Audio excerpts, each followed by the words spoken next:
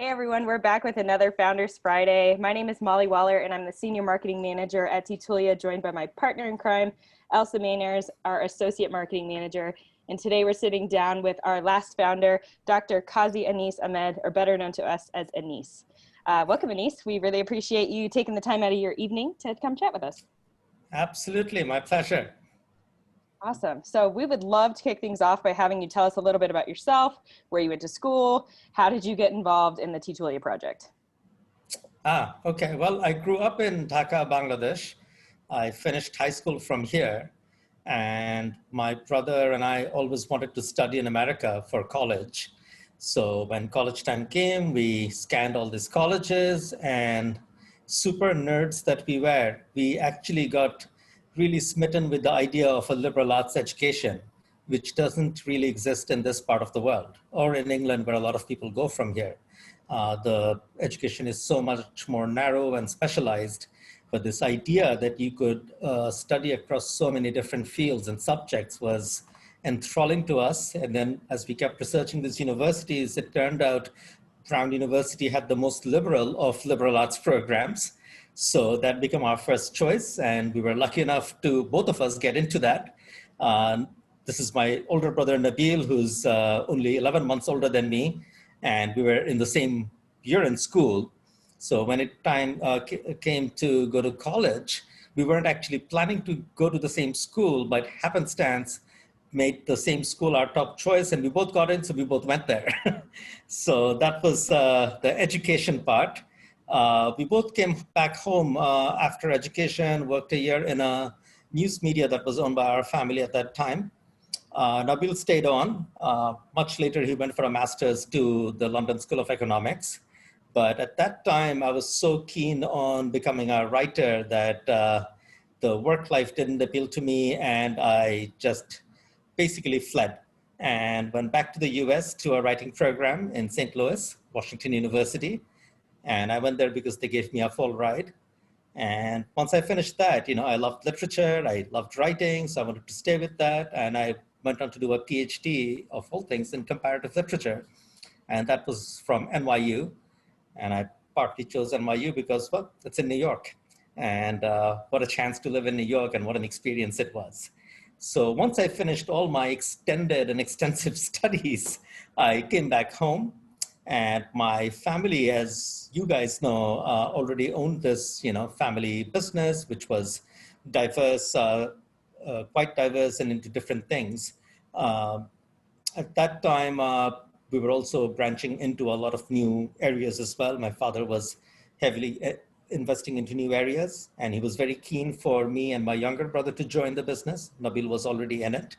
And at that point, I kind of really felt like that, I've so far been free to do my own thing. I've had fun. I did what I wanted to do, but I also had a real sense of obligation to my family and to the country where I come from. And I felt this would be a great way to give back.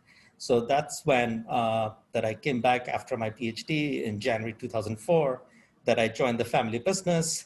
And one of the projects that I joined from the get-go was our Teatulia tea garden.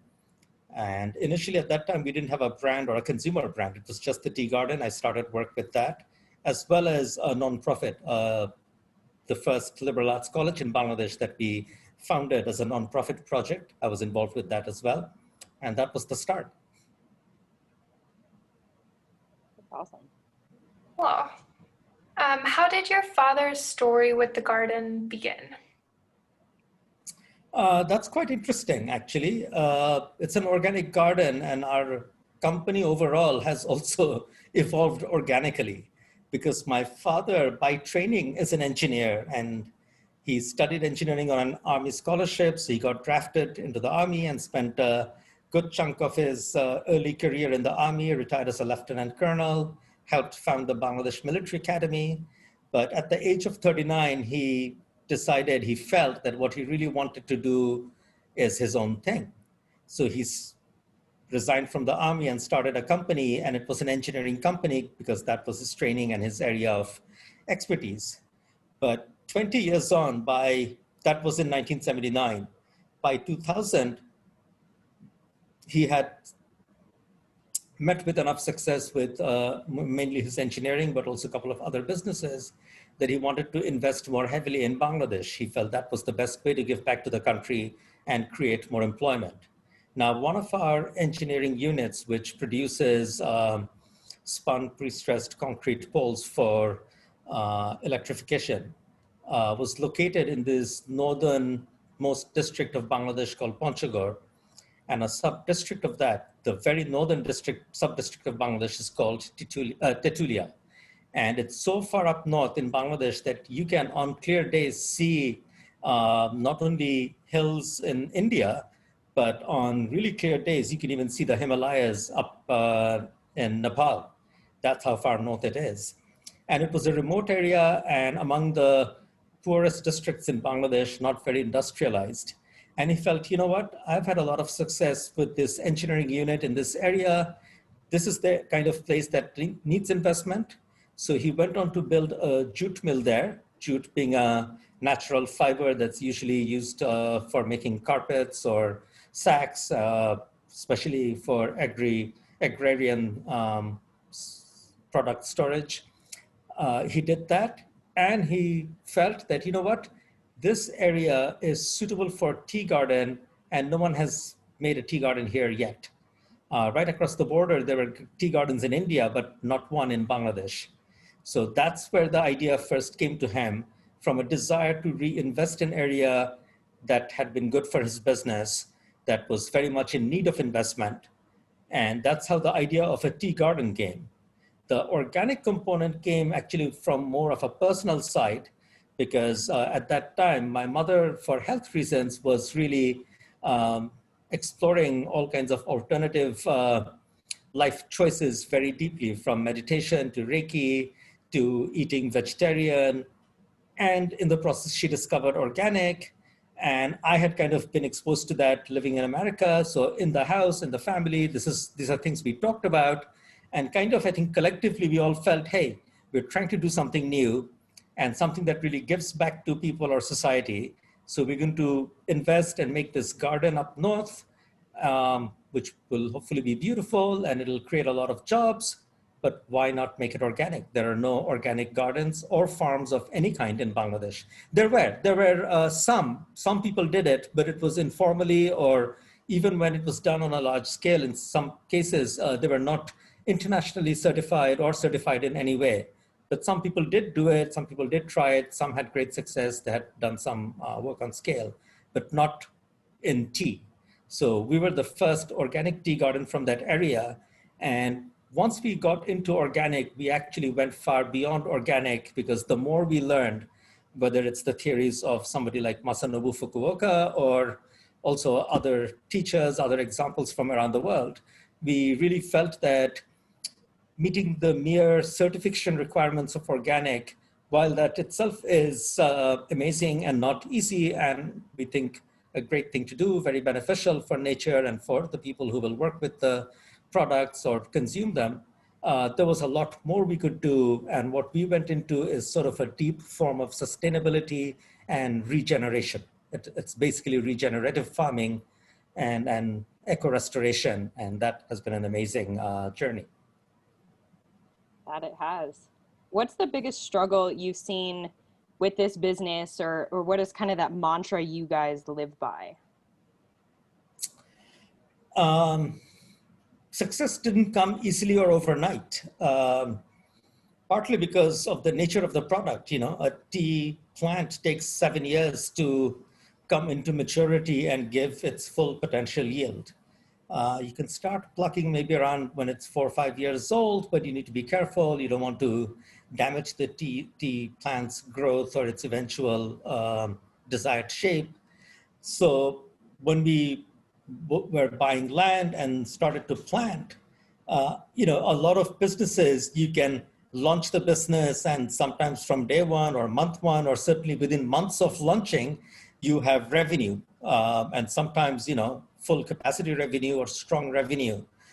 In a lot of cases, of course, people don't break even in the first year or even in the first few years, but there's always revenue. But in this case, there was going to be no revenue for the first 5 years.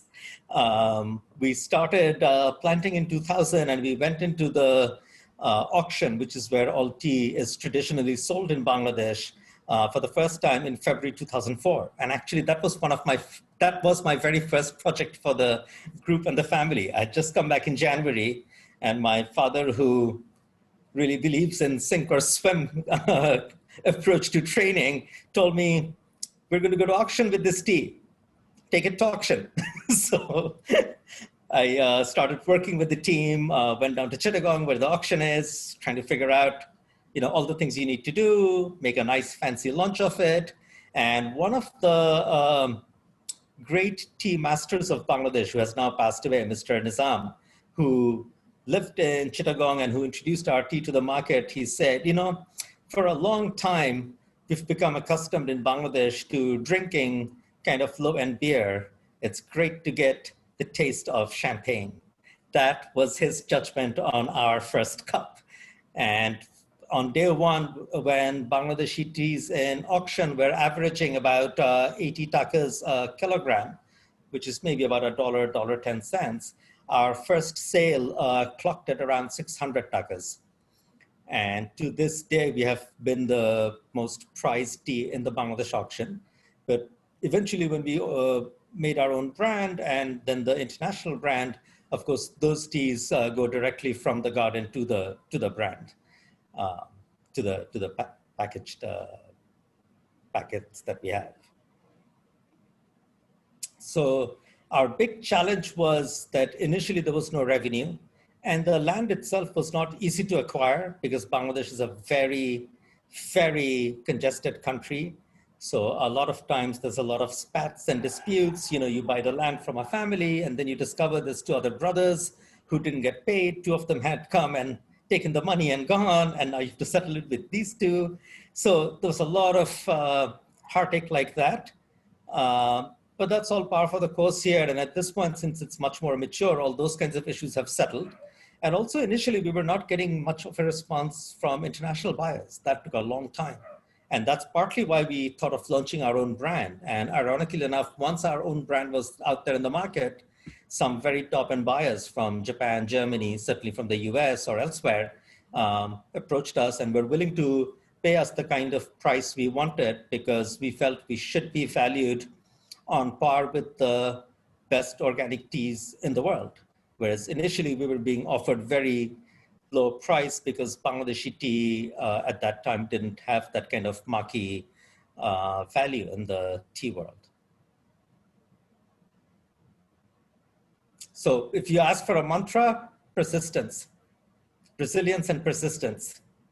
The tea business, certainly at the garden level, but possibly even at the branding level, is probably not for people who want to see revenues right away or have big fat margins right away. It's a business. I think you have to have a little passion for the product or the project and the stamina financially and otherwise to go a while before things start paying off. Thank you, Anis. Can you tell us how you decided to develop the catalanic program and what drove the process? Once again, that was one of those things that organically came about from responding to direct needs, or we're doing one thing and then something else becomes apparent or obvious, or is a challenge that needs solving. And in this case, the challenge was that there were no certified organic players in Bangladesh. There was no, acceptable organic fertilizer that we could just buy off the market. And also our own philosophy was such, we wanted to make it as much as possible a very sort of self-sufficient, self-contained process. So we needed a lot of organic fertilizer, and one of the key ingredients for that would actually be cow dung. And the kind of quantity we needed, it was very hard to source just by going door to door, or how do you get so much? And then we actually started a dairy farm, and that kind of went out of control. Even now we have over, I think, 800 heads of cattle in the dairy farm, which is pretty large, probably one of the larger farms in Bangladesh. You may have way bigger farms in countries like Australia or Argentina, or certainly the US, where you have millions of square miles of land, but in Bangladesh, these things are on a very different scale. But we realized that, we've got a sizable farm and it's still not enough, but we don't want this farm becoming bigger than the tea garden itself, because that's not the main area where we want to be working. So what could be the solution? And we were sitting around just gabbing about it in our bungalow, in the tea garden. And the way the question got formulated was kind of like, where can we get 3,000 cows? And in Bangladesh, in the rural areas, most people do a lot of homestead cattle rearing. They'll have maybe just 2 cows or 4 cows. I was kind of like, within a radius of us, of a certain radius of us, there's enough families with enough cows that we have them. The question is, how do we get to them? And that's when, since Bangladesh has a long history of cooperatives, and especially in world famous models of NGOs that mostly do microfinance lending. So that kind of a concept wasn't very alien to us. And at that point, it became almost intuitive that we need a co-op, because the co-op gives us the structure and the organization to be able to do the daily collection readily. It's not possible to go out to 3,000 individuals on a daily basis with whom we have nothing but just a daily transaction relationship when they have their own use for the cow dung, or they're busy that day, they don't want to give it to you, they're busy doing something else. So we had to put it in a structure and incentivize it for them. And this cow lending program, which is very attractive for them, then they're also incentivized to pay us back in the form of cow dung, and that's how it took off. And it's now serving a much bigger purpose than what we started with so many lives really transformed by it. Building on that, I know the women are the main cattle lenders in the co-op program. And in Bangladesh, women are not held as equals. How did you entice women in the community to want to be members of the program? Well, in this case, it was actually very easy, because on the one hand, we are socially and culturally still quite a traditional and conservative society, and women face a lot of restrictions or even outright discrimination that men don't face. But in many respects, actually, Bangladesh is also surprisingly progressive. And many Americans would be sometimes probably be shocked, especially compared to other Muslim majority countries. For example, in Bangladesh, birth control has been a huge success. Whereas in certain countries like Pakistan or elsewhere, there's a lot of resistance to that. For that matter, in Bangladesh, abortion is legal. It's not an issue. It's not a hot button issue in Bangladesh. Their cultures are very interesting that way, that even when you think, oh, this is a more progressive or advanced society, they can still have things that are so shocking or scandalous for them. Whereas another society where you don't have many of the other liberties can still be so at ease with those things. So when it comes to women and women working in the workplace, agricultural or otherwise, the decades of microfinance lending had already created the grounds for rural women to participate in the financial economy. So given that background, it wasn't a hard sell at all to go to the women and say, hey, now you take a cash loan and then you have to pay it back.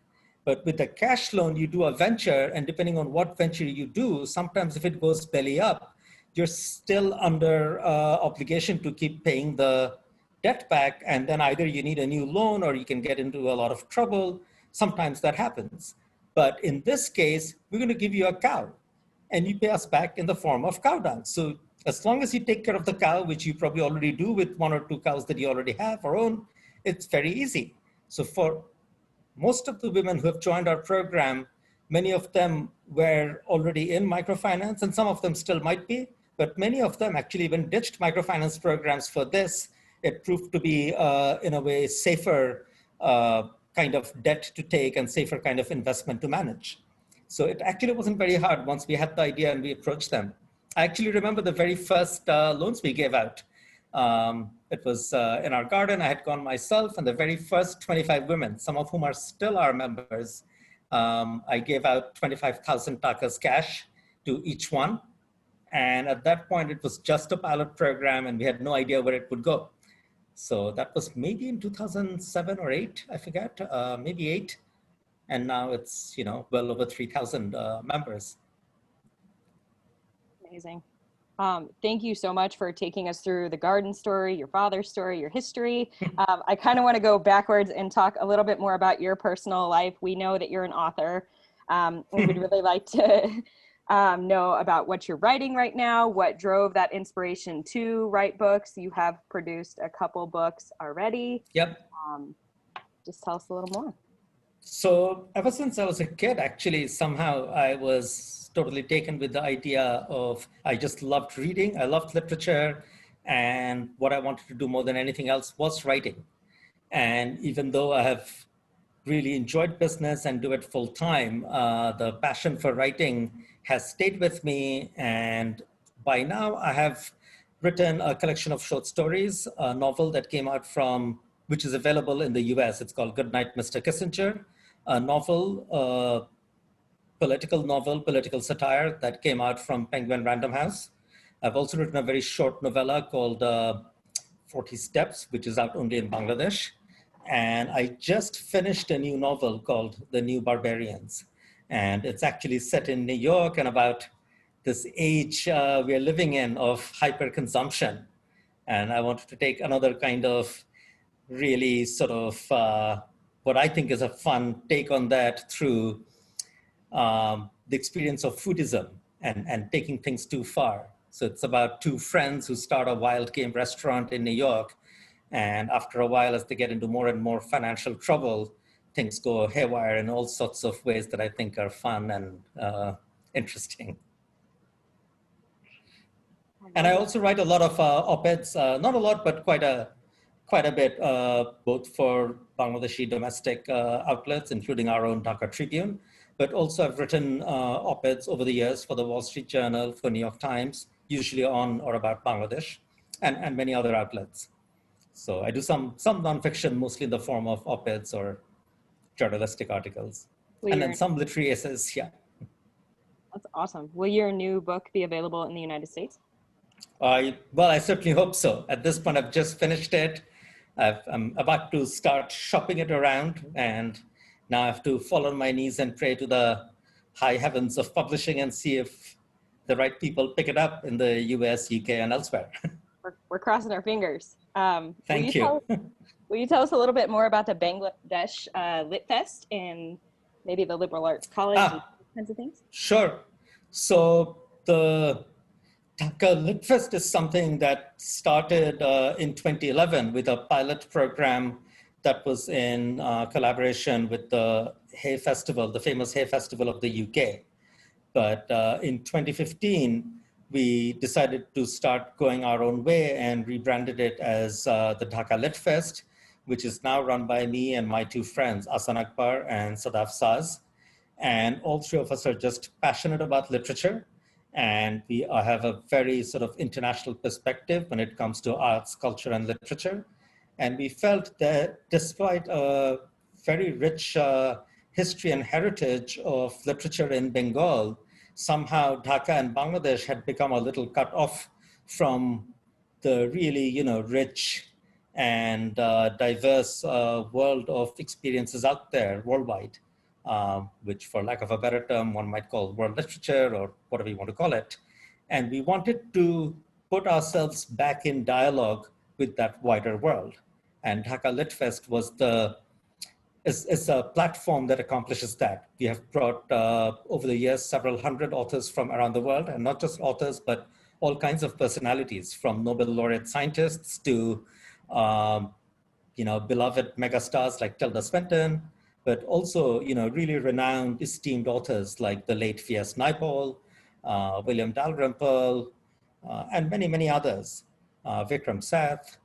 And it has been a tremendous experience for readers and writers locally to engage with many kinds of writers and thinkers from around the world.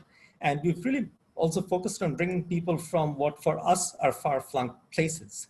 Bringing people from India, UK, or US would be sort of an obvious choice for us, and they do dominate because of the Anglophone connection. but we've also gone out of our way to bring writers from countries like uh,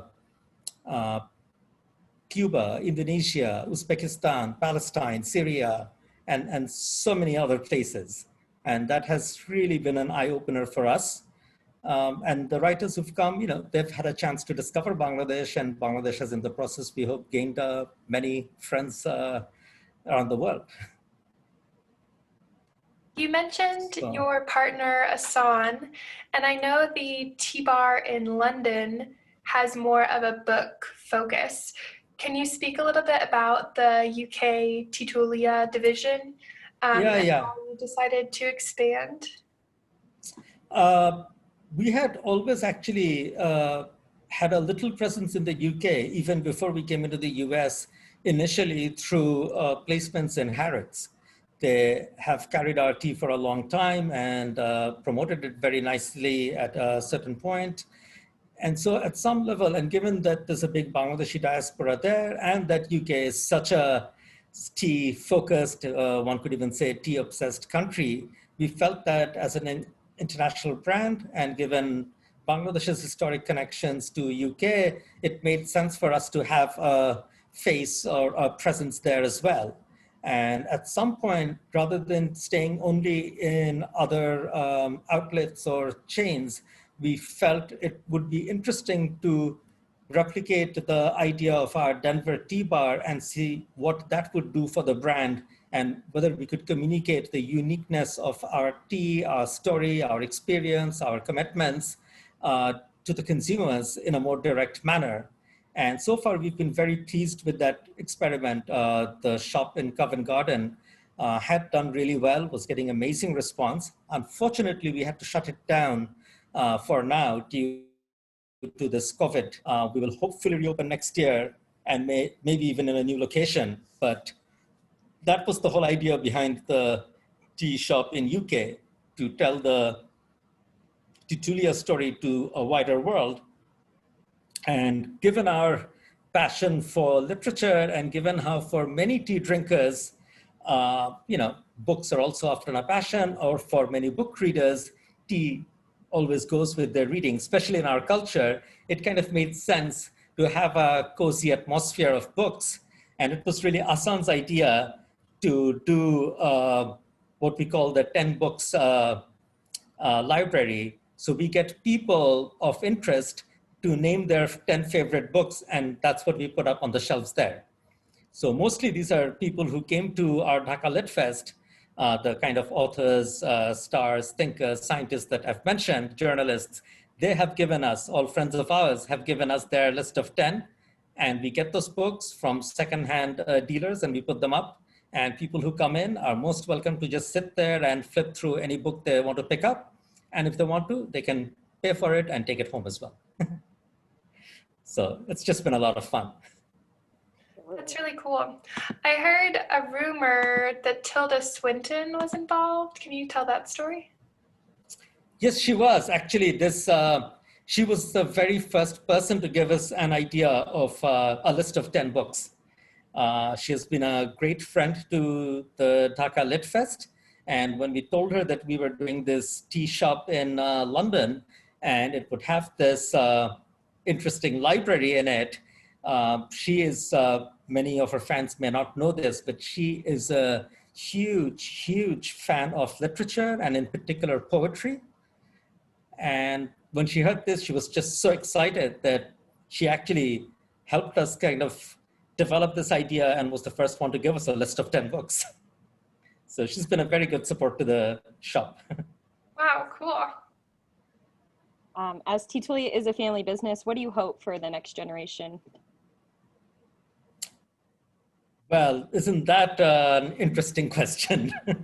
Because on the one hand, I would, of course, love to see the next generation carry the torch, so to speak, break new ground, do whatever they think will be interesting at that point. You know, they will take it into new directions, maybe do new things, expand it in ways we can't foresee, transform it, etc.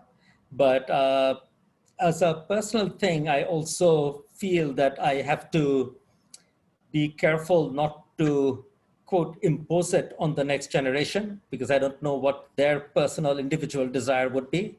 In which case, as we evolve as a family and a business, we would like to look at a way of modeling the business where if members of the next generation are interested and qualified, they can join the management of the business and contribute and also reap some rewards. But if they're not interested or sadly not qualified, then I don't think we'll want them in management, but we'll want them to do whatever else they might be qualified to do. And that may well happen. How do you know that someone's not going to turn out to be a professional athlete, wants to play tennis, or just be a musician, or wants to do their own thing, whatever that might be, I have no idea. Maybe they want to become a lawyer or a scientist, you don't know. So if that happens, then there would be shareholders, but we would then have to institutionalize and professionalize the management so that hopefully these great brands and stories definitely have meaningful continuity. And there are many examples of this kind of continuity around the world. Many families are in their third or fourth generation. They're no longer directly in management. They may even have controlling shares, but the companies are actually even publicly held or privately held, but very professionally run. So yeah, I would love to see the next generation take this into areas that we can't even foresee. But who knows, the next generation might not be literally the generation from our own family, but it may be a next generation who are kindred in spirit and who will be at the helms of managing these businesses and creating something new. Absolutely. Well, thank you so much for all of your time and letting us ask you so many questions. Absolutely. My pleasure.